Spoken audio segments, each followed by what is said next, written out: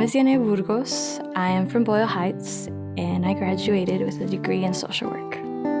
My parents are both immigrants. They both come from Mexico. My dad is a janitor in a hospital, and my mom is a stay-at-home mom. I have a little brother.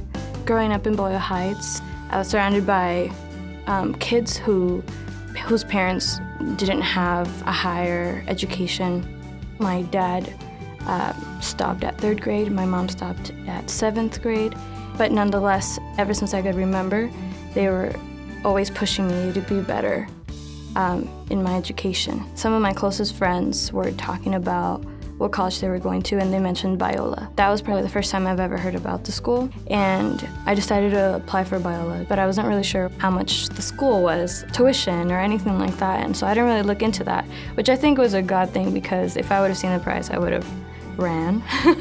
I later received a letter in the mail, and so I called my advisor, and she told me, "Don't throw it away, that's yours, that's your money." I was just shocked at how much just God had provided. And then I showed it to my parents, and they quickly said, "No, it's too expensive, you can't go here." After that, I told them through scholarships, grants, and all types of help, like I was able to pay school, and they didn't have to worry about it. The only problem was, how was I going to get there? I didn't have a license, didn't have a car.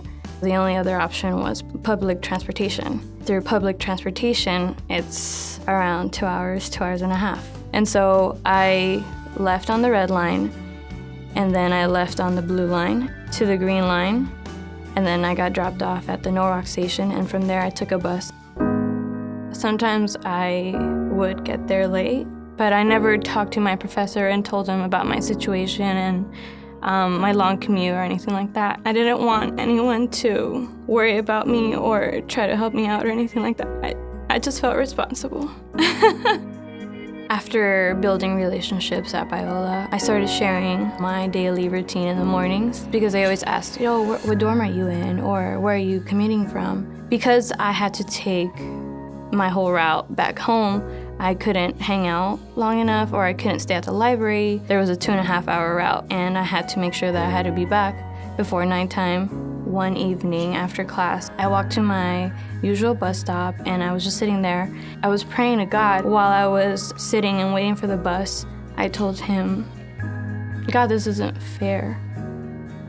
Why do I have to be waiting here when in half an hour I can be home?" I was angry and I was sad, and I thought of all the things that could have easily kept me from coming to Biola. But God wanted me to be at Biola, and I had to obey Him. I became an RA for my junior year. I was the worship leader in B. And so with those 2 leadership roles, I was able to build a band and build a family. There were times where they would come into my room and complain about different situations or hard times they were going through, and I was able to talk to them and understand them, and also share what my difficulties were my freshman year. When I got the bill for each semester, I realized that those were the times where I prayed the loudest to God. It wasn't just tuition that was a problem, but it was also, how was I going to purchase my books? And for that, my parents were just the best, because in order to raise the money, what my dad did was collect cans and collect bottles and glass, whatever it was, and I'm very thankful for that. And this last year, my parents sat me down, and they told me that as a gift, they wanted to pay the rest of the tuition. I don't know how they saved up, but they were able to pay for the rest of my semester, and it was like a really nice senior student gift. It was just a really nice gift. Graduating from Biola feels like an even greater confirmation from God that He wanted me to come here. Not only did I feel accomplished, but I also felt that my work here was done. God has put me through a lot and shown me a lot, and I'm able to give back not just to my family, and not just to my brother, but also my community. The way it works in my community, there is no such thing as, "Oh, you can do it," or "Oh, everything is possible, but there are always barriers where everyone's telling you you can't really make it. There are drugs to the left and gangs on the right.